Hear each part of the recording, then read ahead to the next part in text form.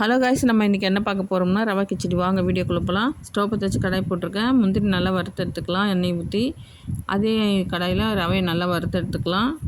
இப்போ ஸ்டவ் பற்ற வச்சு கடாயில் எண்ணெய் ஊற்றிக்கலாம். பட்டை சோம்பு போட்டுக்கலாம். இப்போ நல்லா பொரியட்டும். இப்போ 2 வெங்காயம் கட் பண்ணி வச்சுருக்கேன். கொஞ்சம் கருவேப்பிலை போட்டுக்கலாம். வெங்காயம் போட்டுக்கலாம். 2 பச்சை மிளகா கீரி வச்சுருக்கேன், அதையும் போட்டுக்கலாம். 2 தக்காளி பழம் கட் பண்ணி வச்சுருக்கேன்.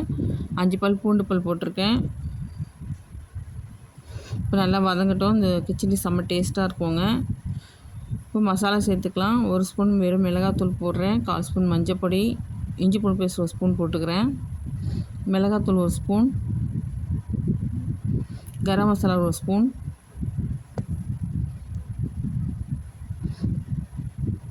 கால் ஸ்பூன் மஞ்சள் பொடி, தேவையான சால்ட் போட்டு தண்ணி ஊற்றிக்கலாம். இப்போ தண்ணி நல்லா கொச்சனா ரவையை போட்டு எடுத்துக்கலாம். நீங்களே ட்ரை பண்ணி பாருங்கள். இந்த வீடியோ பிடிச்சிருந்தா லைக் பண்ணுங்கள், சப்ஸ்கிரைப் பண்ணுங்கள்.